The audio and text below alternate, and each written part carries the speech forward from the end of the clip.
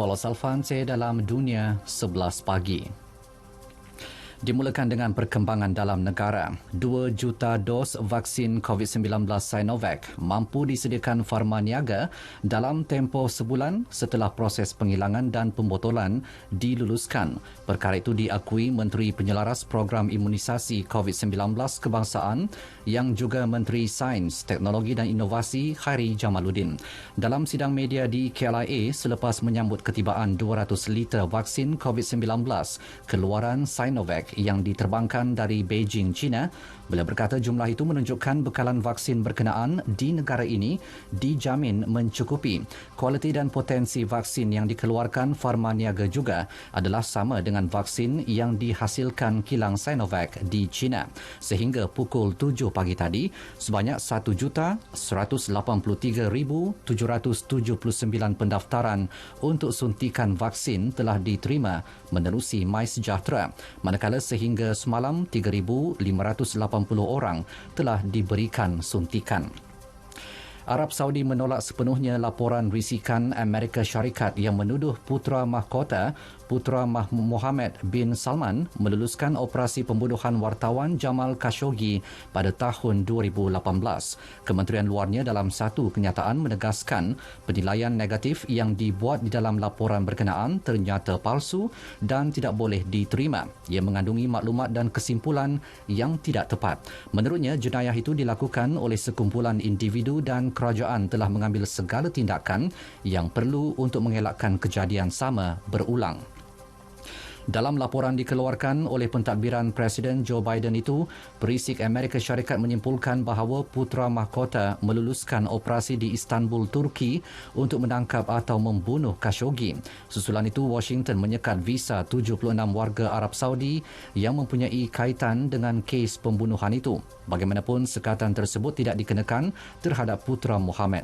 Sekatan turut dikenakan kepada unit elit Arab Saudi yang didakwa memainkan peranan dalam kes berkenaan.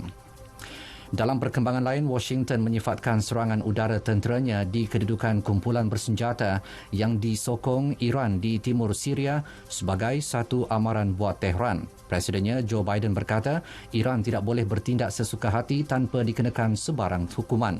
Beliau turut memberi amaran agar Tehran berhati-hati sebelum mengambil sebarang tindakan.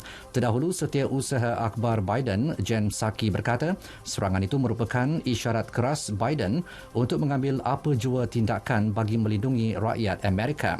Serangan terhadap pusat kawalan sempadan Syria Iraq awal pagi semalam mengorbankan 22 ahli kumpulan Kataib Hezbollah dan Kataib Said al-Shuhada. Susulan serangan roket yang menyasarkan tentera Amerika di Iraq.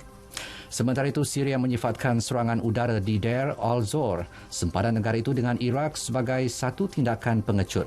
Kementerian Luar Syria dalam satu kenyataan menegaskan Biden harus berpegang teguh kepada undang-undang antarabangsa, bukannya mengikuti undang-undang rimba. Iran turut mengutuk serangan berkenaan. Jurucakap Kementerian Luarnya, Said Khatibzadeh, menyifatkan tindakan itu sebagai satu pencerobohan haram serta mencabuli undang-undang antarabangsa dan hak asasi manusia.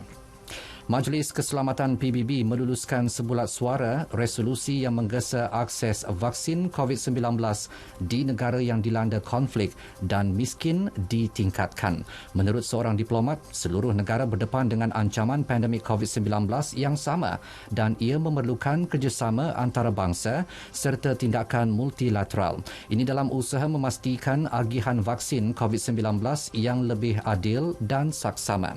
Resolusi yang diluluskan semua 15 anggota majlis itu antara lain menekankan keperluan mendesak bagi solidariti, kesaksamaan dan keberkesanan dalam memerangi pandemik itu di seluruh dunia, ia dengan memastikan akses vaksin tanpa had. Sementara itu, Ketua Pengarah Pertubuhan Kesihatan Sedunia WHO, Tedros Adhanom Ghebreyesus menggesa Majlis Keselamatan PBB menyokong usahanya mendesak agar bekalan vaksin COVID-19 ke negara-negara miskin ditingkatkan. Ia dengan mengambil tindakan yang lebih konkret dalam memastikan peningkatan pengeluaran vaksin berkenaan. Beliau sebelum ini mendesak negara-negara pengeluar mengetepikan hak cipta IP agar pengeluaran vaksin dapat dilakukan pada skala besar-besaran. Ini sekaligus dapat memastikan agihan vaksin yang lebih adil dan saksama kepada semua. Sekian berita yang disunting oleh Haslinda Hassan dari Pusat Berita RTM. Assalamualaikum dan salam sejahtera.